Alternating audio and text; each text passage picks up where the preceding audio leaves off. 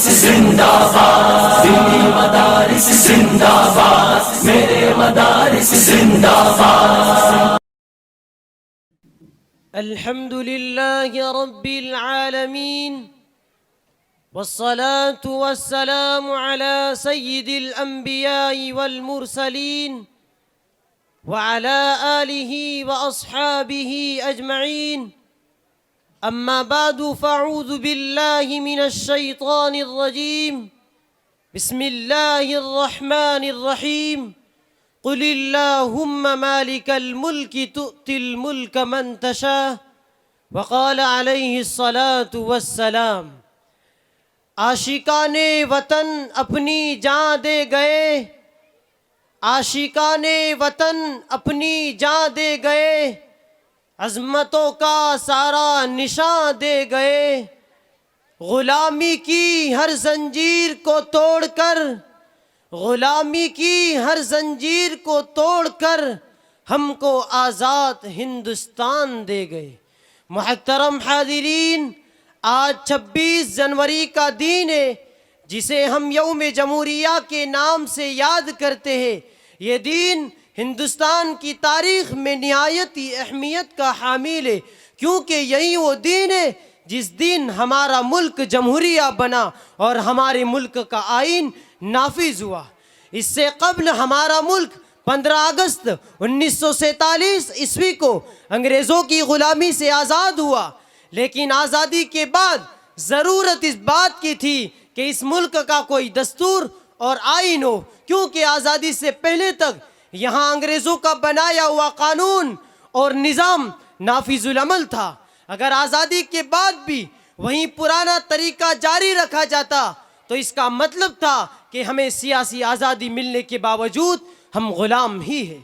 ملک کے دانشوروں نے اس مسئلے کو بڑی سنجیدگی سے لیا اور ملک میں ایک نیا نظام لاگو کرنے کے لیے ملک کے چنندہ افراد کی ایک ٹیم تشکیل دی گئی۔ اس ٹیم میں ملک کے تمام طبقات، مذاہب، اسی طرح ہر طرح کے بیک گراؤنڈ سے تعلق رکھنے والے حضرات موجود تھے۔ 384 افراد پر اس کمیٹی نے، جسے کنسٹیٹیوٹ کمیٹی یا دستور ساز کمیٹی کا نام دیا گیا تھا، رات دن محنت کر کے تقریباً 3 سال کے لمبے عرصے میں ایک بہترین جامع سنویدھان یعنی دستور مرتب کیا، جسے 26 نومبر 1949 عیسوی کو کنسٹیٹیوٹ کمیٹی کی طرف سے ہری جھنڈی ملنے کے بعد 26 جنوری 1950 عیسوی کو باضابطہ ملک کے نئے دستور کے طور پر نافذ ہوا۔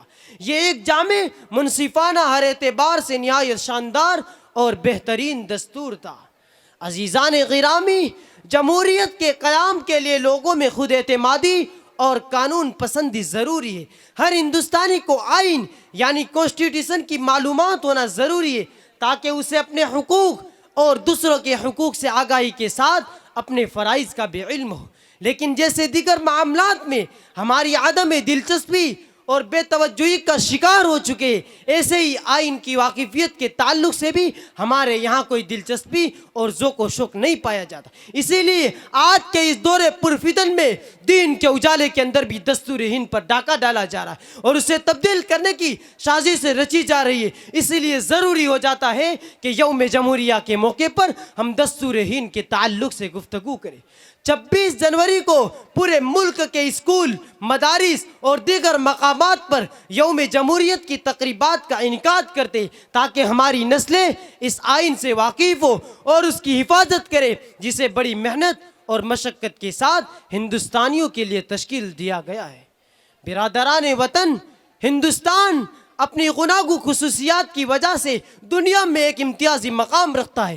یہاں مختلف مذاہب کے ماننے والے صدیوں سے رہتے چلے آئے ہیں۔ ہندوستان جس قدر اپنے رقبے کے اعتبار سے وسیع ہے، اسی طرح اپنی تہذیب و ثقافت اور تمدن کے لحاظ سے بھی وسیع ہے۔ وسیع و عریض اور کثیر آبادی والے ملک میں ہر 100 کلومیٹر پر زبان بدل جاتی ہے، رہنے سہنے کے طریقے جدا ہو جاتے ہیں، پھر بھی ہندوستان کا آئین سب کا لحاظ کرتے ہوئے سب کو آزادی، سب کو مساوات، سب کو برابری کا درجہ دیتا ہے۔ اس بات کی یقین دہانی کرواتا ہے کہ مذہب یا کسی اور سبب سے کسی بھی ہندوستانیوں کے ساتھ بھید بھاؤ یا تعصب نہیں کیا جائے گا۔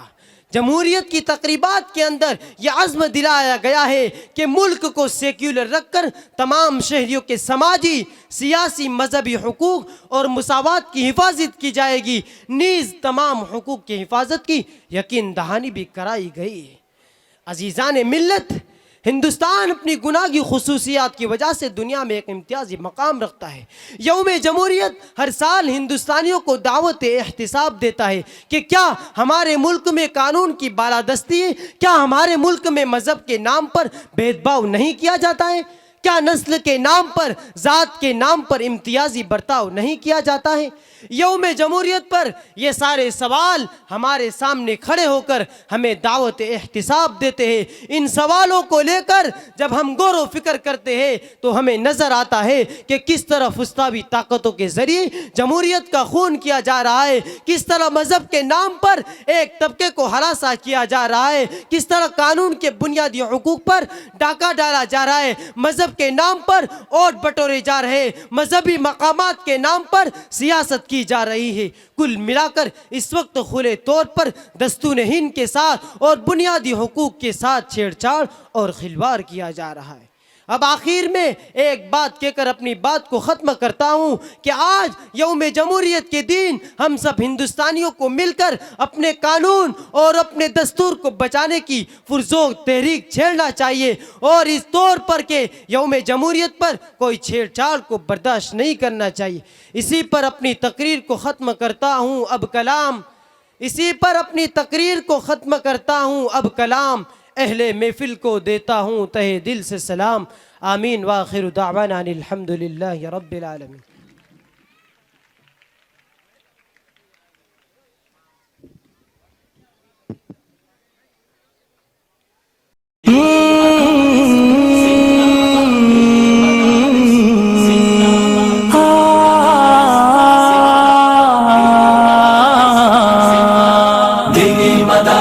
زندہ باد میرے مدارس، زندہ باد دینی مدارس، زندہ باد میرے مدارس، زندہ باد دیا ہے امن کا پیغام یہ دینی مدارس۔